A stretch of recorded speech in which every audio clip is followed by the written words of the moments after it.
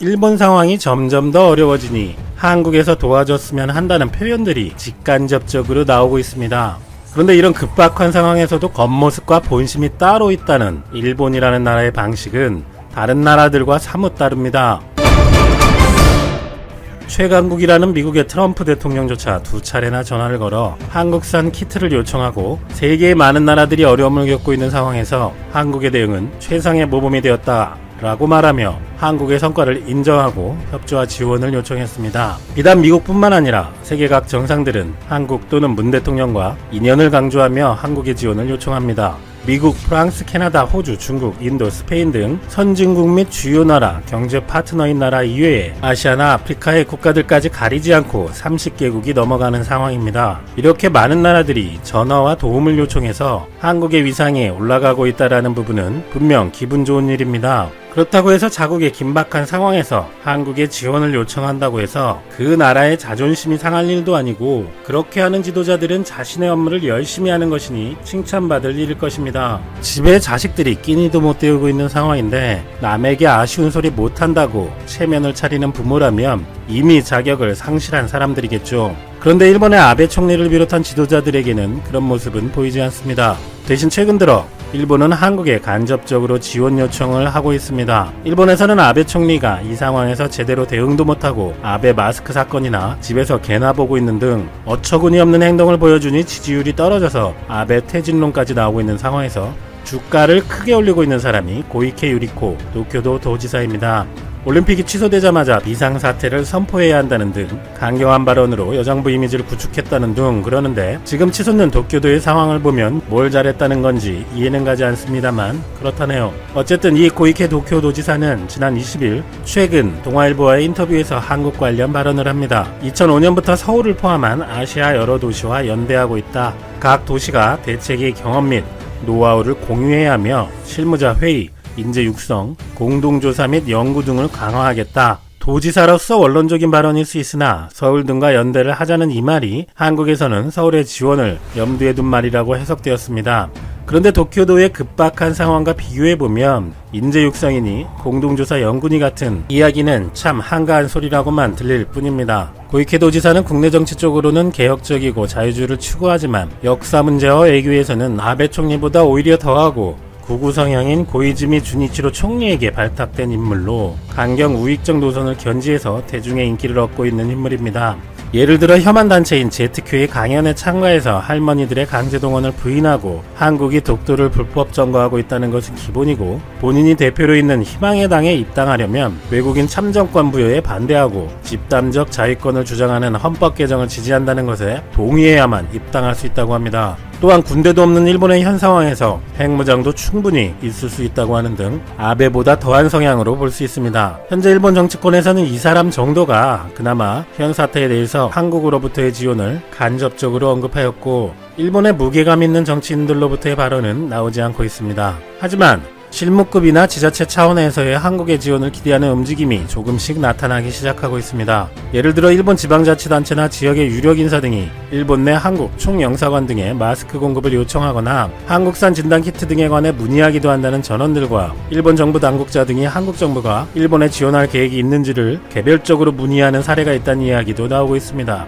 도미타 고지 주한 일본 대사는 이달 초 문 대통령이 3.1절 기념사에서 일본과의 협력을 이야기한 것을 언급하며 대사 본인도 한일 협력 촉진을 위해 노력하겠다고 말한 바 있는데, 지원을 명시적으로 말한 것은 아니지만 한국과 일본은 완전히 다른 상황이니 한국의 지원을 의미하는 것으로 해석되기도 합니다. 하지만 희한하게도 일본의 정치권에서 직접 얘기는 없고 일본과 한국의 언론들이 군부를 떼기 시작합니다. 26일 아사히 신문은 익명의 한국 정부 관계자의 발언이라며 한국 정부가 검사 키트를 일본에 지원하는 것을 검토하고 있다.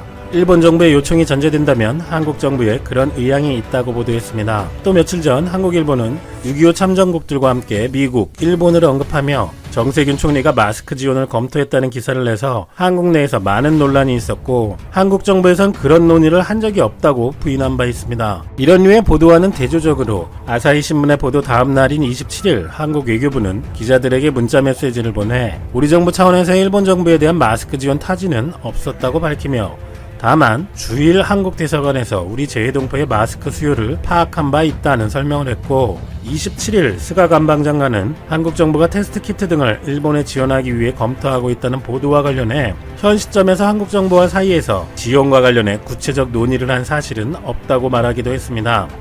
그런데도 한국의 언론들에서는 이런 확인되지 않은 일본 지원서를 보도하거나 아예 일본을 지원해야 한다는 주장도 잇따라 나오고 있습니다.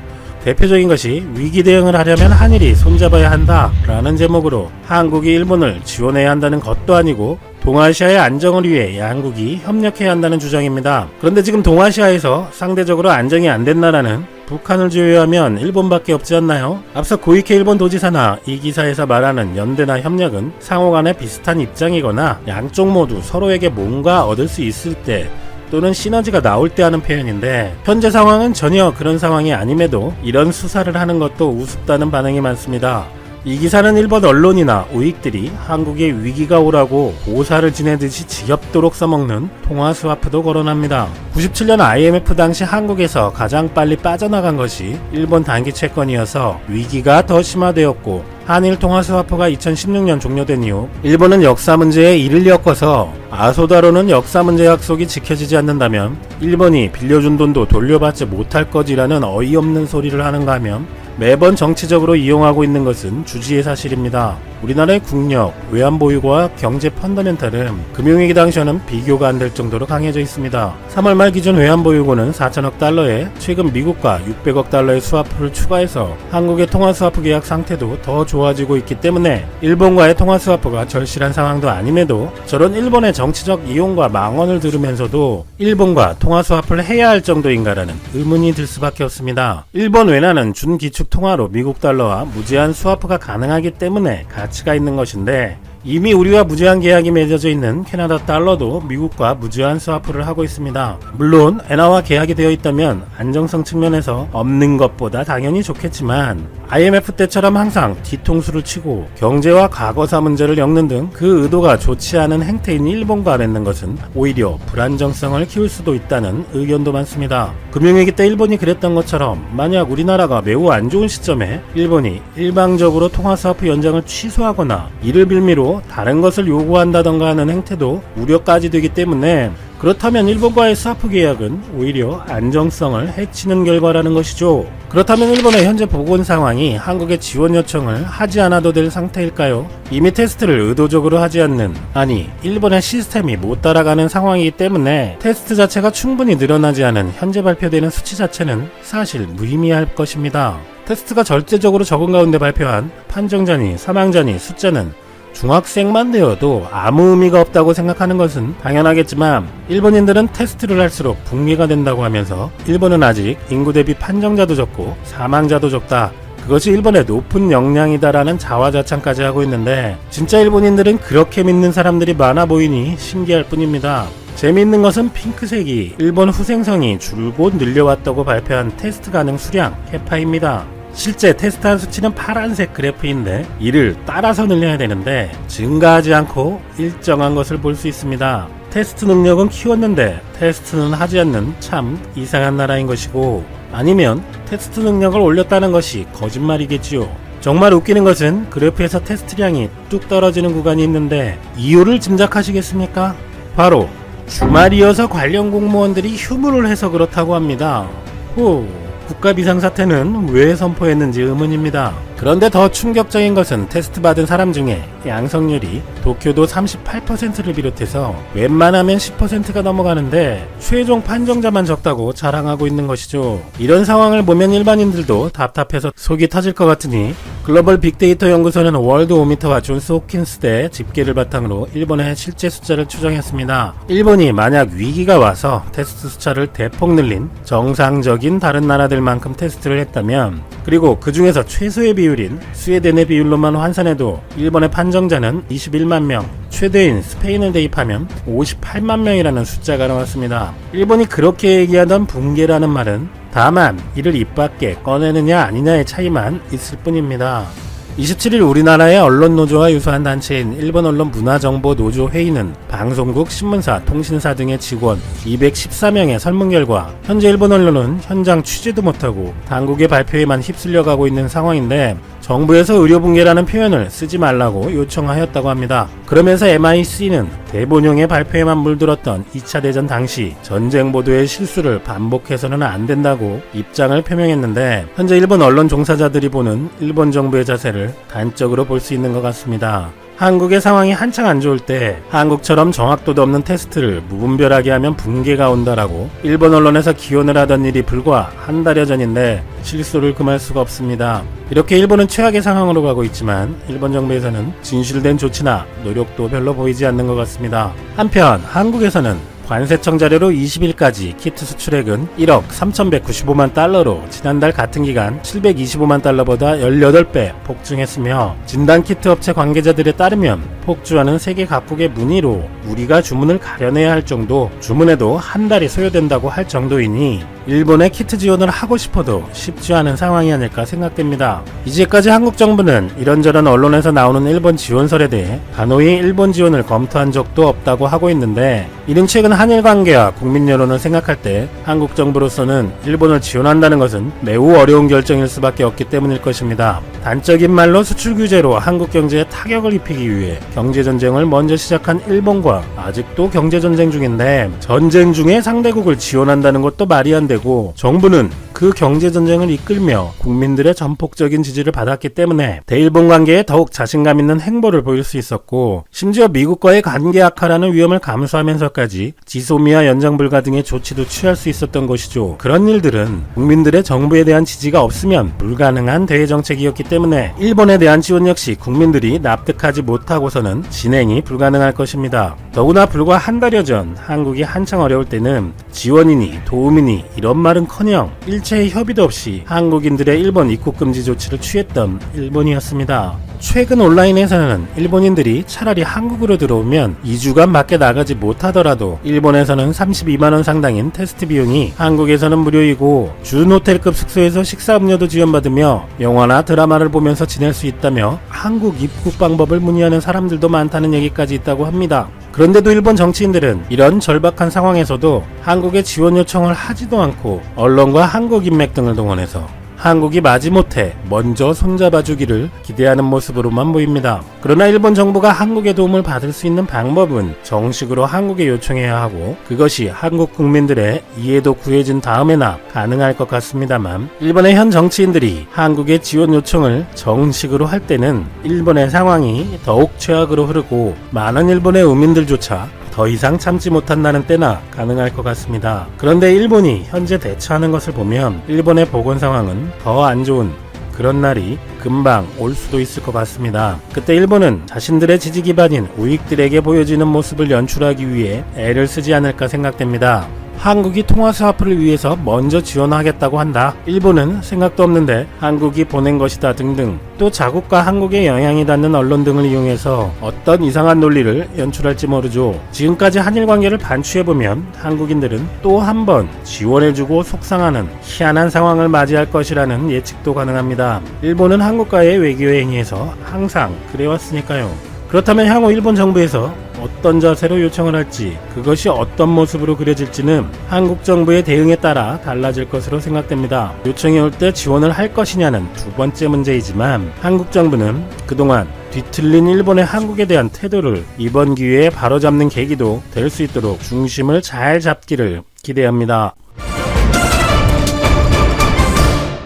놀랍게도 한국은 250년이 넘는 배달 역사를 보유하고 있습니다. 1700년대 조선 영조와 정조시대의 학자 황윤석의 일기 이재난고를 보면 과거 시험을 본 다음날 점심에 일행과 함께 냉면을 시켜 먹었다 라는 기록이 있습니다. 냉면은 당시 궁중에서 즐겨 먹던 고급 요리였는데 양반층에서 워낙 인기가 좋다 보니 배달까지 시작한 것으로 알려졌습니다. 그리고 한국에서 처음 배달 광고는 1906년 7월 14일 일간신문 만세보에서 등장했습니다.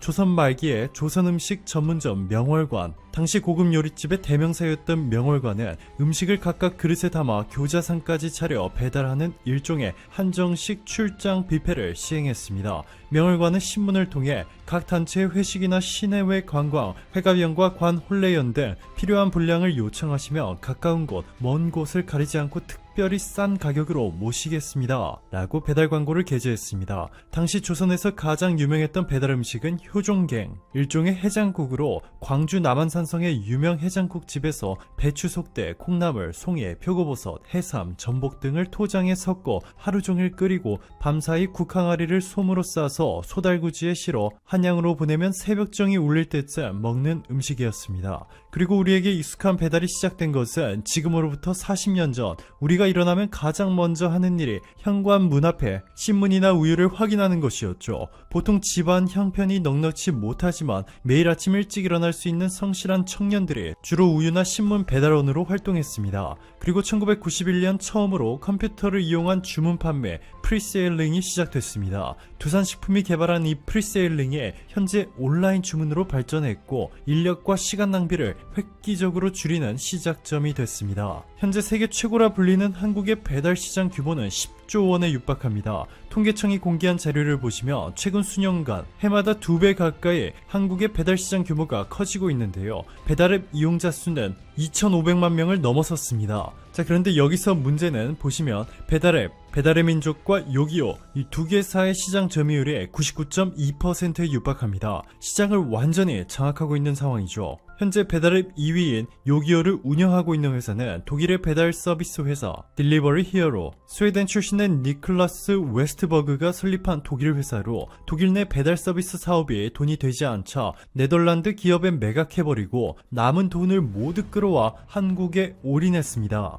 전 세계 어디에서도 볼 수 없는 엄청난 배달 시장 규모를 가진 곳이 바로 한국이기 때문에 이 독일 회사는 한국 시장이 곧 이들의 생명과도 같습니다. 이 때문에 딜리버리 히어로가 한국에서 무리수를 두었습니다. 배달앱 2위인 요기요에 이어 독보적인 1위를 기록 중인 배달의 민족을 인수하겠다고 발표한 것인데요. 반대의 목소리가 거센 상황입니다. 산업통상자원 중소벤처기업위원회 소속 이동주 더불어민주당 의원은 국회 국정감사에서 치킨 전문점인 배달앱을 이용할 경우 월 수입이 60%나 하락한다고 주장했습니다. 서울신용보증재단이 공개한 배달앱 수수료 분석 자료에 따르면 치킨집이 17,000원짜리 후라이드 치킨 한 마리를 판매했을 때 배달앱 수수료는 깃발 광고료 333원, 배달앱 중개 수수료 1,156원, 결제 수수료 560원, 배달 대행료 1,500원, 이렇게 해서 치킨 한 마리당 총 3,549원의 배달앱 수수료를 지불해야 합니다. 임대료가 한 달에 100만원이라 가정하면 한 마리당 333원,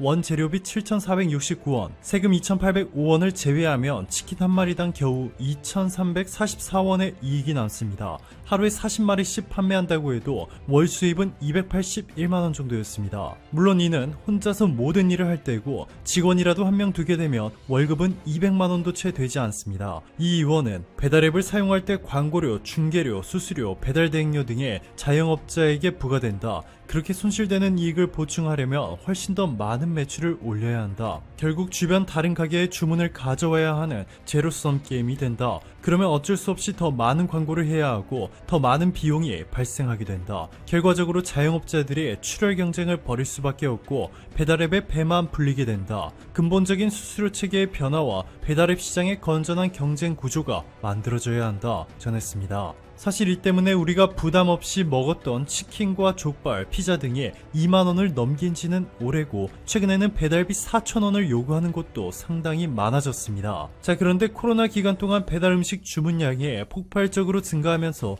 고수익 직종이 생겨난 것은 사실입니다. 지난 7월부터 모집을 시작한 배민 라이더에는 18일 만에 1,000명이 넘는 지원자가 나타났고 배달 대행업체 바로고의 9월 신규 등록 라이더는 1월 대비 86% 넘게 증가했습니다. 서울 강남 지역에서 배달대행 지사를 운영 중인 A씨는 머니투데이와의 인터뷰에서 연봉 1억 원은 배달 시간과 콜수를 고려하면 이론적으로는 가능한 금액이다. 365일 내내 몸을 지속적으로 혹사시켜도 끄떡없는 사람 아닌 로봇이라면 가능할 것이다 전했습니다. 라이더가 1억 원을 벌려면 1년 동안 하루도 쉬지 않고 15시간 정도를 일해야 합니다. 콜당 기본 수수료 3,000원으로 계산하며 하루 100건의 배달 주문을 처리해야 하는데 이를 매일 수행하기는 무리가 있습니다. 또한 배달 건수가 늘어날수록 업체와 고객의 재촉 전화가 많아지기 때문에 정신적인 스트레스도 함께 증가합니다. 여러 언론 보도를 통해 라이더 연봉 1억 가능이라는 말은 신빙성이 매우 낮은 것으로 밝혀졌지만 여전히 4천에서 5천만 원대 연봉은 가능합니다. 실제로 배민 라이더스 라이더의 지난해 평균 연봉은 4,800만 원으로 대한민국 평균 연봉을 훌쩍 뛰어넘습니다. 이러한 상황 속에서 만약 독일의 딜리버리 히어로사가 요구한 대로 배달의 민족과 요기요가 합쳐진다면 99.8%의 점유율을 가진 완전 독점 회사가 탄생하게 됩니다. 시장이 독점 구조로 변화하게 되면 모든 가격은 소비자가 아닌 회사에 의해 정해지게 됩니다. 어떠한 가격을 제시해도 다른 대안이 없기 때문에 소비자들은 터무니없이 올라버린 가격도 그대로 수용해야 하는 상황인 것이죠. 자, 그런데 여기서 한국의 공정위가 칼을 빼들었습니다. 공정위는 독일의 딜리버리 히어로에 배달의 민족을 인수하려면 요기요를 즉시 매각하라 라고 명령했습니다. 이에 독일 DH 측은 한국 공정위의 의견에 절대 동의하지 않는다 라며 이의를 제기할 것이고 위원들을 설득하겠다 라고 답했지만 공정위는 이들의 뜻을 거부했습니다. 결국 딜리버리 히어로는 배달의 민족을 운영하고 있는 우아한 형제들 지분 88%를 취득하는 대신 요기요를 제3자에게 매각하기로 최종 결정했습니다. 공정위의 뜻에 따를 수밖에 없었던 것이죠. 공정위는 독일 딜리버리 히어로사가 배달의 민족과 요기요 모두를 갖게 되면 배달 앱을 이용하는 시장 참여자 모두가 손해를 볼 수 있다며 특히 소비자들의 혜택이 줄고 시장 지배력을 남용해 가격을 인상할 가능성이 높다고 판단했습니다. 공정위는 독일 딜리버리 히어로가 약속한 대로 배달앱 요기요를 매각하지 않을 경우 이행 강제금을 부과하거나 검찰 고발까지 할 것이라며 강력한 입장을 내놓았습니다. 현재 독일 DH사로부터 요기요를 인수하게 될 후보로는 네이버와 카카오, 쿠팡 그리고 대형 사모펀드들이 거론되고 있는데요. 4,500만 명의 국내 이용자 수를 확보한 카카오가 카카오톡 주문하기와 요기요 플랫폼을 결합할 경우 배달의 민족을 위협할 수 있는 수준의 새로운 배달 플랫폼이 탄생할 수 있을 것이고 배달의 민족의 독점적인 위치가 무너지고 경쟁이 치열해져 소비자들이 상당한 수혜를 입을 수 있을 거란 분석도 나오고 있습니다. 오늘도 감사합니다. 최고로 멋진 하루 보내시길 바랄게요.